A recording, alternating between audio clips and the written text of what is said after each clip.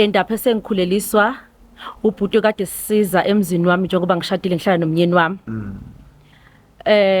Kube khona inkinga ezibe khona ngaba neenga ngomnyeni wami ngesenzo sakhe sokuba ugcine naye esenyenya kamakhelwane esedla amaqanda kamakhelwane.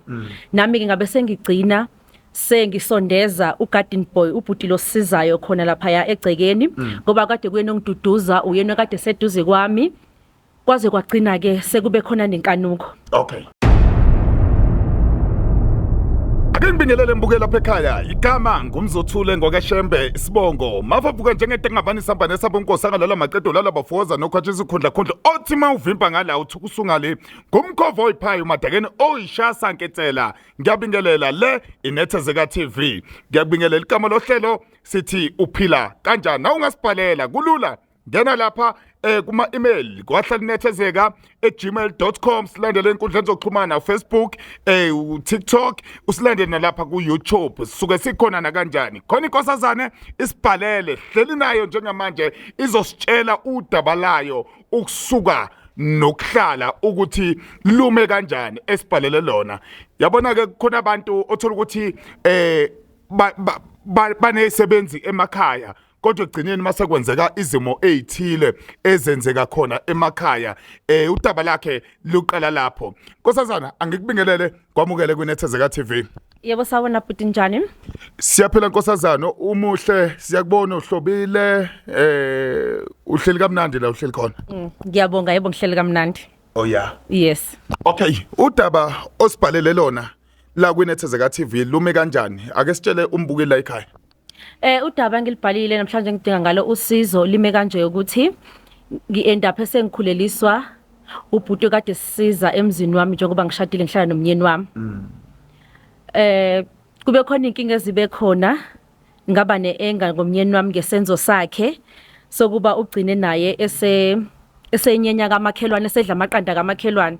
Nami ke ngabe sengigcina sengisondeza ugarden boy ubhuti lo sisizayo khona lapha ya egcekeni ngoba kade kuyena ongiduduza uyena kade seduze kwami kwaze kwagcina ke sekube khona nenkanuko. Okay ake siye la nabantu abahlala kanjani uchaza nje udaba leni ukuthi nabantu abaphila kanjani yena usebenza nihlala naye ndawonye umyeni wakho noma kwenzakalani nje empilweni yenu ngaphambi kokuthi kuze kufike leso sigaba. Yebo sihlala emzini wethu umnyeni wami umuntu nje osomabhizinisi ngingathi ukuthi umuntu omekahle. So sabe siyayithanda ke ingadi siyathanda ukuthi egcekeni kube kuhle sabe sesiba nobhuti ozosisiza ukuthi asibhekele kanjani igceke inendlu yakhe outside building. Sihlala imini uyena ngoba mengisanda ukukhulelwa ingane sinonyama mesingakobi so singakobi indengane. Yeah okusho ukuthi yona lengane engikhulele umnyeni wami wazi ukuthi eyakhe kanti akusiyona eyakhe. Kube nesikhathi esideke ngibe nenkinga yokungabathola abantwana kusho ukuthi umnyeni wami wazi wabona ukuthi kungangcono ukuthi antshontshe kamakhelwane kade mengeve ukuthi kwinkinga njengasabantu besifazane siyazazi ingqomo sithathayo ukuthi ngesikhathi esikimi sengi-right ngizobe sengiyadinga ukuthi ngibe nomntwana. Nangempela kumwathi umnyeni wami menza lesenzo sokuthi azagcina sedla amaqanda kamakhelwane. Ubhuti ke lo okuyena ongisebenzelayo wangiduduza wangikhamfatha niyazi ke abantu besifazane ke umuntu meseduze ekhombisa ukuzwela ukuthi kwaze kwagcina sekuphunyukeka ke. Okay ukuphunyukeka kwenu ngiyadinga ukuthi ngikwazi ukuphunyuka kwakho la uhlala la egcekeni lo nomyeni uyabuya uza la. Okay ngenkathi inkinga iqala nina beningasavakashelani thina mesingasavakashelani usho kanjani nomyeni ekamereni lapha egombeni lokulala. Mesivakashelana nomnyeni wami njengoba ngisho ukuthi usomabhizinisi mekwenzeka mhlambe uthola uzohamba isonto lonke ahambe ke lungisa amabhizinisi akhe aphinde futhi abuye kodwa mebuyile mekuba mesiba right kuyikona ukuthi esinye isikhathi mebuya hambe ngisho inyanga ezimbili hayi nje leya kamakhelwane ngifuna ukuthi leya kamakhelwane siyenzekile ke udaba bayazana naye lo wesifazane kamakhelwane noma umfazi womuntu naye. Kamakhelwane abantu esibaziyo esidlelana nabo nje okuhle okusho ukuthi usisungidla ithende ngoba mekusisongena umkhwenyana mengicabanga ke oma one night stand ngoba usiso siphuzelayo hayi kube buhlungu kakhulu enhlizweni yami ukuthi babone nephi angeke ngize ngibe nako ulwazi lalokho. Uthola kanjani ke le yakamakhelwane wena? Uyithola ngokuthi usisi echazela wena ngoba ekwazi noma uzwa ngabantu? Kahle ngithole ngokuthi ngizwe ngabantu ngoba njengoba somakhelwane ngumuntu ozwanayo nomakhelwane akekho umakhelwane engadlelani naye. So usisi kusho ukuthi ngokuphila kwami wabe eseba noNembeza waqala into wayikhuluma ukuthi hayibo yazi ngenza u1 no2 no3 njengoba somakhelwane ke sihamba ngisho inkonzo endawonye kwabe sekukhona umakhelwane othi hayi kunento engangihleli kahle engifisa ukuthi ngidlulise uzobe usuyabona ukuthi njengomakhelwane into uyenza kanjani ngoba usisi kahle mina ungisabile ukungiqonda kodwa uyafisa ukuthi mina naye kube khona ukukhuluma nokuxolelana nokuthi angitshele kahle ukuthi kahle kwenzekeni.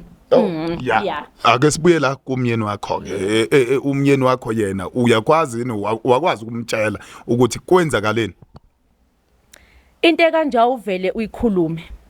Ngaqale ngaba nako nje ukuthi ngiloke ngathi ngiyamsesha ukuthi hayibo usisi kanje ngibone ngathi ukhulelwe kwasha kwacima. Umnyeni wami wangaba interested ekutheni anginike impendulo. Yamazi kumuntu oyisebenzela osoma businessman ukuthi umuntu uhleze engekho mhlawumbe ehleze ibhekele nama laptop.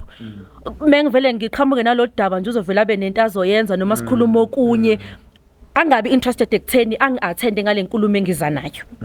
Until ngize ngimqonda ukuthi ke hayi ke sengiyalwazi ke udaba. Yebo. Yazi engifisa ukwazi kahle la ngoba into ebalekile la uzwe ngabantu lo sengikwazile yena ukukhuluma naye umnikazi wodaba wena ukuthi kukanjani unengane nomyeni wami sikwazi uxoxwa lento ezifamily nokuthi lo mntwana kwazeke ukuthi uyondla futhi kamakhelwane. Yebo. Yeah. Kodwa ke noma ngingakopholi. Ingane ke ngizwe kuthiwa umuntu akalahlwa. Futhi usisi wangicha naye usisi mengimbuza ingempela ngoba umnyeni wami uyafana nobhuti wakho. Njengoba siphilelana njengoba somakhelwana siyafana nomndeni. Uma kwenzeka kukho into engidinga ngiyazi ukuthi bakhona. Uma sisonke singekho siyazi ukuthi haya ngasibhekela umuza sigadela. Sisi kwenzakaleni ayi usisi ngathiwa kade ephuzila kaphumeli nje obala. Hayi indaba yakhulunywa ke abaningi mebethu umnyeni ngithatha siphi isinqumo sokuba ngiyaqhubeka naye noma ngiyamnyeka ngoba phela ingane njengoba ikhula yumkhwenyana. Futhi kumele ukuthi ayondle ngoba uyena owasuka wayakusisa. Nanokuthi kumuntu akalahlwa futhi ingane ayinacala. Umuntu okufanele ukuba ngiyasithatha isinqumo sokuba ngiyamgweba noma ngibhekana nami yilaba boba u2 ingane ayinalo icala. Ayinqumelanga ukuthi ifike kanjani. Ingane ngiyayithethelela ingane ayinayo icala anginankinga futhi nengane. Indaba nginenkinga nalaba bobabili ngoba badala futhi usisimehleka kukuhle kunezinto esishare ngisho izinto zabantu besifazane ngiyathuka ke gcineni mase kunje nomnyeni wami uyazi ukuthi mina odadewethu ibona omakhelwane labo ekade edlelana nabo. Yebo. Ngiyaluzwa lo daba. Nango ke lo ongenile wadla amantshontsho emsama usakhona la egcekeni usasebenza khona la noma ukhetha ubani yena ubani obuka umuntu ozokwazi ukuthi engene egcekeni ezosebenza noma wena uqasha noma umyeni nama nawe vele uqasha ngokwenhloso ethile? Ubhuti watholwa uyena umnyeni wami njengoba ehamba kusho ukuthi wathi kulenye ihotela ekhuluma nabanye base bamzwela ukuthi hayibo kunomuntu oshaya isipani kanje angakwazi ukuthi eze. So njengoba kade sebenza mesingamthathi njengogarden boy mewubhuti nje wasekhaya ukuthi noma nathi mhlawumbe singekho kukhona sikudingayo siyazi ukuthi ukhona meyifamily. Yebo. Nakho ke usengenile laphana usakhona egcekeni usho ukuthi wena bawu2 angazi ukuthi uzwe kanjani nisanenkinga nomyeni usho ukuthi nisavakashelana ngoba kunomntana wakhe omkhulana.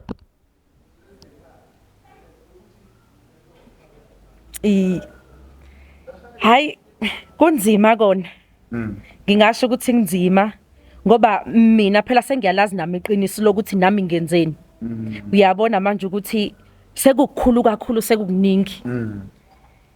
Ekuvakasheleni ke singavakashelana ekutheni mina ngokwami ukubuka bese ngifuna ukuthi umkhonyana njengoba kumnyeni wami ingane kube ngathi yakhe yabona into kanjalo yokuthi njengoba sivakashelana futhi sishadile uma siqhubeka sivakashelana ingane kube eyakhe ngoba ingane engiyithole egcekeni futhi engiyithole ngihleni naye. Okay, mbuza lona ke uGarden Boy yena usangena yini ngoba uthi ubhuti nje owafika ngokuthi uzosebenza uzosize kwenye indawo ke manje usakwazi ukungena ngaphakathi egumbini.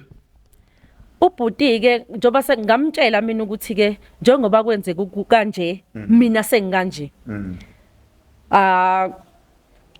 akatholakali kunaloko mina ngibe nestory sokuthi ayi kusuhlamba uthola omunye umsebenzi kungenzeka noma mhlambe uyohlala kwelinye ilizwe ngaqhamuka nento nami ezokwenza ukuthi angabuzi kakhulu ukuthi awu lo bhuti ekade ehleli kahle wavele wahamba nje kwaba into kanjalo. Akabuzi yena umnyeni wakho ukuthi kwenzakaleni. Umnyeni wami phela vela akasoli lutho ngoba akazi lutho. Imina engimtshela ukuthi hayi ubhuti njengoba engekho usethola umsebenzi kwenye indawo kanje sesingathola omunye umuntu angiboni ukuthi uzobuya singasethola okungcono. Okay, okusho ukuthi umuntu ofundile vele kuyikona ukuthi umsebenzi mengako utholi lo akade ufundele. Okay, nakho kokunye ke kofuna omunye ifako la igcekeni phinde nebe nenkinga efanayo. Shothi yinto eyohlezi iqhubeka la igcekeni asikho sinisisombululo nisibonayo ukuthi singenza lento ilunge ngenye indlela kodwa ke siyazi ukuthi ingane kuhamba mhlawumbe kuvele ngoba nawe uyaxoxa. Yebo. Mayelana nokuthi kungangena omunye kuphinde kwenzeka isenzo cha ngeke size senzeke. Lesi senzeke ngokuba umkhonyana wami nami ungithele ngehlazo kubantu engibajwayele ukuthi angadla amaqanda kamakhelwane ayithole manje njengoba lo sisekwazile ukuthalana naye ufana nokuthi ulale nodade wethu so nami engake kusho ukuthi nenkanuko ngoba vele umuntu ojwayele isikhathi esiningi ukuthi uyahamba kwabe sekwenzeka iphutha kodwa ke ongamunye ongafika kuthi uzosebenzela cha ngeke lize lenzeke hayi ngeke lize lenzeke. Okay, uke wakhuluma ke indaba yokuthi ke nina njengabantu besifazane neyihlelela ukuthi hayi umntwana ngizomthola mhlawumbe senge right umyeni wakho uyitshela ukuthi uyena ongabathola abantwana ngoba bengenamntwana. Okay, iyakhula lento iyanda la igcekeni ekuthena ukuthi awubambe phela mama wasekhaya kanti wena uyayihlelela asikho yini isizathu owawungasibeka sokuthi noma into ongayenza ibe ukuthi uyayihlelela noma after ukwenza lesigameko uyokwenza lezi zinto angaza niyakhuluma nicela ama morning after izimo kanjalo into ongayicabanga ngaleyo.